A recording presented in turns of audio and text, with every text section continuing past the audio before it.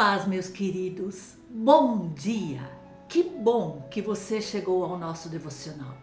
Este é o momento mais precioso do nosso dia, onde nós esquecemos tudo o que nos aflige, onde nós deixamos de lado nossas preocupações e nós entramos em comunhão com o nosso Deus, porque sabemos que Ele tem o controle de tudo. Por isso você pode ficar tranquilo, meu irmão, minha irmã. Você pode até estar chorando agora, mas o choro pode durar uma noite, mas a alegria vem pela manhã. E eu quero ler com vocês a passagem que está no Salmo 30, no verso 5. Porque não passa de um momento a sua ira, o seu favor dura a vida inteira. Ao anoitecer pode vir o choro, mas a alegria vem pela manhã. Esse é o tema da nossa reflexão hoje, que constitui um fragmento desse versículo bíblico aqui do Salmo 30. Essa expressão revela muito mais do que o simples cuidado diante da adversidade. Ela revela igualmente o porquê de Deus permitir que a adversidade venha e acometa os seus servos. A verdade bíblica é que ninguém neste mundo está isento de passar por lutas, dores, aflições, tribulações, nem mesmo os próprios servos do Senhor. Pelo contrário, Deus se utiliza da provação que nós podemos passar no dia a dia com o propósito de aperfeiçoar o nosso caráter. Queridos, a tribulação, a dor, as lágrimas, geralmente é o meio mais eficaz que Deus dispõe para produzir resultados esperados na vida do crente. Para corrigir, para disciplinar, para colocar de pé, para chamar sua atenção, para chamar de volta para o caminho da fé. Por isso, queridos, Deus não abre mão desse recurso, mesmo que ao fazer isso venha trazer para mim ou para você um momentâneo sofrimento. Nesse momento em que nós somos acometidos por tal situação, ou de doença, ou de desemprego, ou de dificuldades no relacionamento, ou talvez problemas emocionais, ou problemas no nosso ministério em que nós devemos realmente saber quem somos, quem é o nosso Deus. E com esses sofrimentos, Deus espera que nós cresçamos, que a gente se aperfeiçoe, que a gente se capacite e tire lições que vão promover, acima de tudo, a nossa intimidade com o Senhor, ter uma comunhão íntima com o nosso amado Pai, para que nós possamos entender perfeitamente os planos que Ele tem para as nossas vidas. A verdade, queridos, é que quando eu e você nós somos provados, muitas vezes nós nos desesperamos, mas é neste momento que nós aprendemos e que nós crescemos e que nós cultivamos dentro de nós paciência e que nós cultivamos perseverança. O crescimento é a meta final de Deus. E nós vamos crescendo, nos santificando e buscando a santificação para chegar na vida eterna com o Pai. Por isso tem momentos que Deus não desiste de aplicar esses meios que são necessários para que nós alcancemos essa meta. Muitas vezes a provação nos aproxima de Deus e a provação vai nos induzir a refletir, a fazer uma profunda reflexão sobre aquela circunstância. Por que eu estou nessa situação? Qual foi a decisão que eu tomei no passado? Ou qual foi a atitude que eu tomei? Ou qual foi a palavra que eu lancei que me fez chegar nessa circunstância? e meditando sobre isso, eu vou buscando na palavra do Senhor as respostas. E então essa reflexão que eu faço nesse momento vai me conduzir a um caminho que vai permitir uma compreensão mais nítida de todas as dimensões, de todos os propósitos de Deus em largura, altura, em profundidade, o que Ele deseja com as nossas vidas. E nós podemos ver aqui, quando o salmista compôs o Salmo 30, ele propõe manifestar o mais perfeito cuidado de Deus e as provisões de Deus diante de toda dificuldade, diante de toda tribulação. Veja que essa expressão bíblica, o choro pode durar uma noite, mas a alegria vem pela manhã, como nós lemos no verso 5. Isso nos revela aspectos tão importantes que nós precisamos ponderar. Todos nós, servos de Deus, precisamos analisar esse versículo e ver que Deus está falando aos nossos corações. Nós precisamos observar essas palavras do salmista aqui no Salmo 30 e nós precisamos concluir que Deus vai sim exaltar os seus servos diante dos seus inimigos e não vai permitir que os inimigos triunfem sobre ele. Oh, glória! Assim aconteceu com Davi. Ele teve momentos de tribulação, momentos de aflição, momentos em que ele teve que parar para analisar a situação e ver o que Deus queria com ele naquele instante. E nós temos que ver que isso aqui não se aplica somente aos cristãos do Antigo Testamento. Deus vai estendendo esse aspecto do seu cuidado também aos cristãos do Novo Testamento, da Nova Aliança, porque o Senhor tem cuidado dos seus servos, diz a palavra. E nós podemos ler em 1 Pedro 5 que o Senhor tem cuidado de vós. Então nós podemos ver claramente que o Senhor atende a oração dos seus servos e o cura. A cura divina, ela não se aplica somente a doenças somáticas ou anatômicas, mas Deus também cura feridas da alma, emoções, sentimentos. Ele vai nos curando por dentro para que nós tenhamos uma saúde plena para servir-lhe e termos capacidade de resistir às tribulações da vida com determinação e persistência. Oh, aleluia!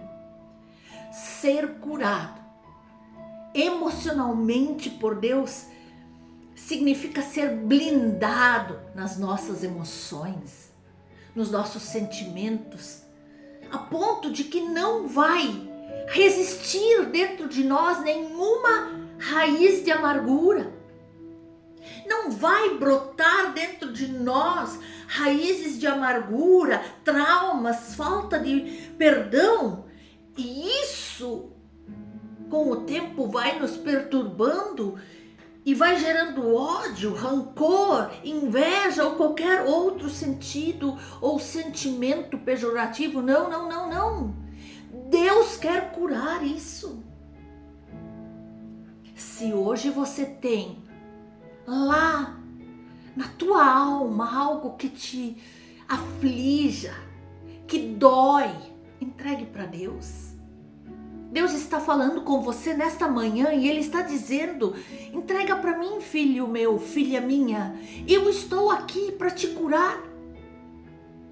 Você não precisa sofrer com essa depressão, com essa síndrome, com essa fobia a vida inteira.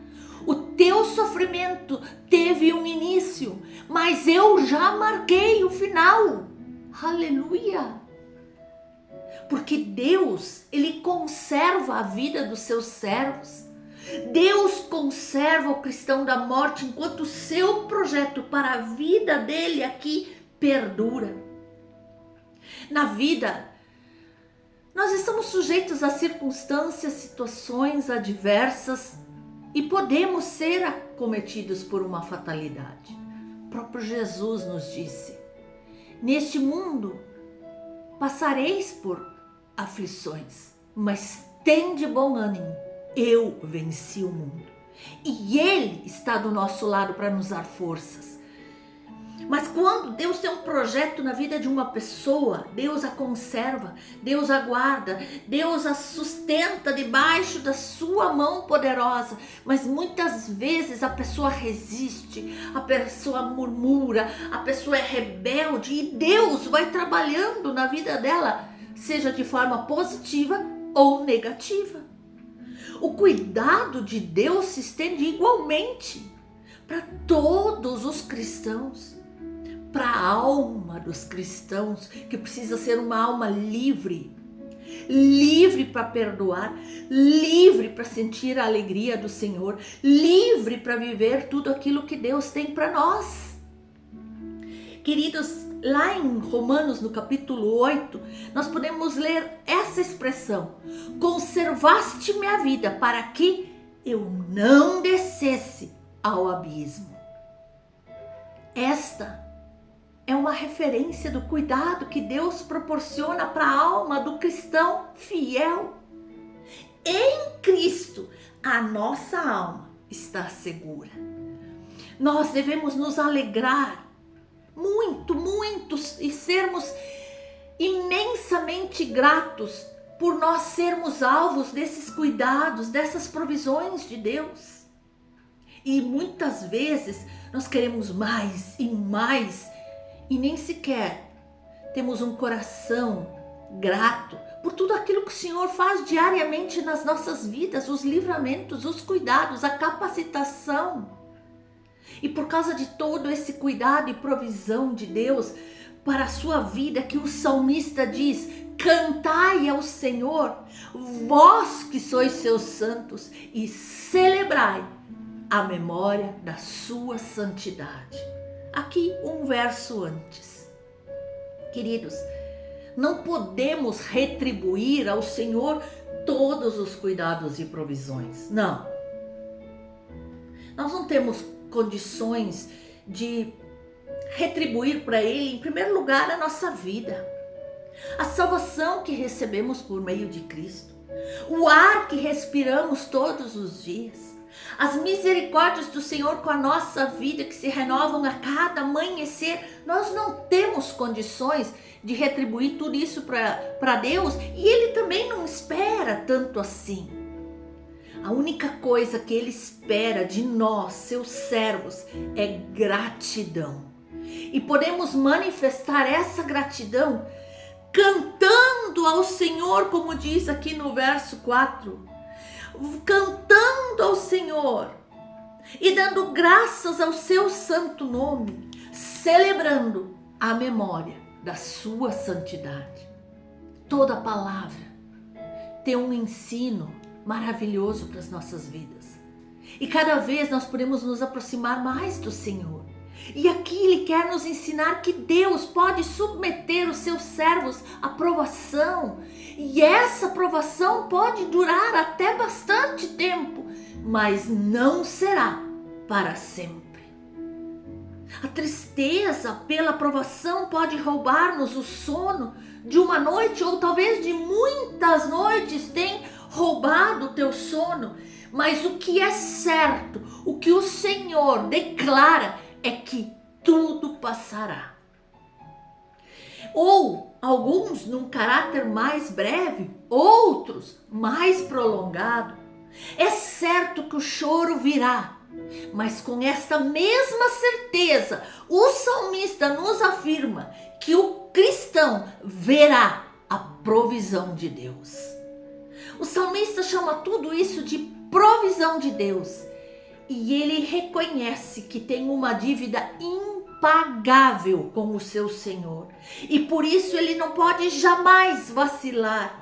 Ele não pode agir com ingratidão. Ele não pode agir com incredulidade. Quantos e quantos atos nossos demonstram que nós somos ingratos com o nosso Pai. Quantas vezes vamos no culto e dizemos: esse culto não foi bom. nem falou comigo, nem houve uma profecia sobre a minha vida. Cultuar a Deus é eu ir lá e eu adorar o meu Pai, eu render graças a Ele, eu entoar cânticos de gratidão a Ele por tudo que Ele já fez. Queridos, o Senhor espera que nós agimos com gratidão por toda a provisão, pela vida, pela prosperidade que Ele nos traz, pela salvação que Ele providenciou através do seu único Filho. O mínimo diante de tudo isso que nós podemos fazer é sermos gratos. Queridos, Deus concede estrutura a todo cristão para resistir no dia da provação. Porque ali nós podemos ver o salmista falando: Tu, Senhor, pelo teu favor, fizeste forte a minha montanha. E isso faz referência a uma blindagem psicoafetiva que Deus nos concede contra todos os elementos invasores e perturbadores, contra as ciladas do inimigo, contra as armadilhas do Satanás que querem entrar nas nossas vidas. E muitas vezes através de influências externas ou internas. A intenção de Deus ao provar o cristão é promover seu amadurecimento. Isso é, o que é amadurecimento?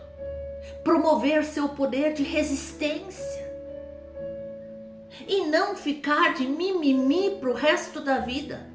Qualquer olhar atravessado de alguém é motivo para um alarme. Não. Quantos olhares atravessados você acha que Jesus teve na sua caminhada por essa terra? Quantas palavras negativas jogaram contra Jesus? Quantas calúnias levantaram contra a vida de Jesus? E ele continuou, porque ele tinha claro qual era a sua missão nessa terra. E assim, esse mesmo comportamento Deus espera de nós. E Ele vai cuidando em todo o processo, por pura graça, por sua infinita misericórdia, Ele vai cuidando de nós. Por isso, apenas aquele que é alvo da honra, da prosperidade, da salvação de Deus é capaz de ver todo o cuidado de Deus, todo o momento em que Deus coloca sua mão, em que Deus mostra o caminho, em que Deus fecha a boca do inimigo. E Ele é o único que tem a responsabilidade de reconhecer que tudo é, ou que tudo que tem é fruto do favor e misericórdia de Deus. Nós precisamos reconhecer que tudo que nós temos vem do Senhor. E você sabe que nós podemos ver mais adiante: converteste o meu pranto em folguedos, tiraste o meu pano de saco e me cingiste de alegria. Ou seja, Deus tem o poder de transformar todo caos em bênçãos. E tudo com um propósito. Porque nós podemos ler em Romanos 8:28 e sabemos que todas as coisas contribuem juntamente para o bem daqueles que amam a Deus, daqueles que são chamados segundo o seu propósito. O Senhor, meus irmãos, Ele é perito em transformar o caos em bênção, a tristeza em alegria, a doença em cura. Deus nunca perde o controle da situação, mesmo quando nós olhamos e parece que está tudo acabado. Porque ali, como eu li, o salmista diz: tornaste o meu pranto em folguedo, desataste o meu pano de saco e me cingiste de alegria. Assim, Deus transformou o choro do salmista em motivos de festa, de cânticos, de júbilo, de alegria, e retirou todo o seu manto de humilhação, transformando-o numa vestimenta de alegria, de honra. E Deus faz isso tudo de novo, para que a minha glória a ti cante louvores e não se cale. É isso que nós devemos fazer quando nós vamos no culto, louvar a Deus, engrandecer o nome dele, não só no culto. Neste momento, quando nós terminamos a nossa meditação, nós começamos a entrar numa esfera espiritual com Deus, de louvor, de agradecimento, de palavras de gratidão, de palavras de agradecimento, de palavras de quanto nós o amamos, de quanto ele é importante para nós.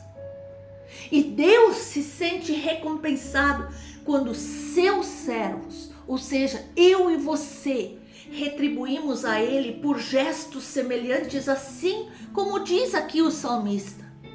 Ele diz: Senhor, meu Deus, eu te louvarei para sempre. Aleluia! Eu te amarei para sempre. O meu coração pulsará por ti para sempre, pois eu quero estar na tua presença. Porque um dia na tua presença vale mais do que 1000 em qualquer outro lugar. E assim você vai declarando a Deus o quanto você precisa dele, o quanto você o ama, o quanto você o adora. E Deus se agrada. E Deus recebe isso como um perfume suave que vai subindo as suas narinas, o nosso louvor, a nossa gratidão, o nosso coração rendido a Ele. E então que essa venha a ser a nossa atitude todos os dias, diante das muitas bênçãos, diante das providências divinas, diante do toque amoroso a nós dispensados todos os dias. Essa é a atitude que o Senhor espera de nós. Como nós terminamos o Salmo 30, para que o meu espírito te cante louvores e não se cale. Senhor meu Deus, graças te darei para sempre. Amém? Você receba um toque de Jesus neste momento. E eu tenho certeza, neste momento, o Espírito Santo está falando muito forte ao meu coração, que Ele está tocando vidas. Que está Ele está tocando vidas que vão voltar e dar o seu testemunho no próximo vídeo, na próxima mensagem. Vai deixar um testemunho vivo, um testemunho grandioso do poder, do toque, da ação de Deus na sua vida, em nome de Jesus. Amém?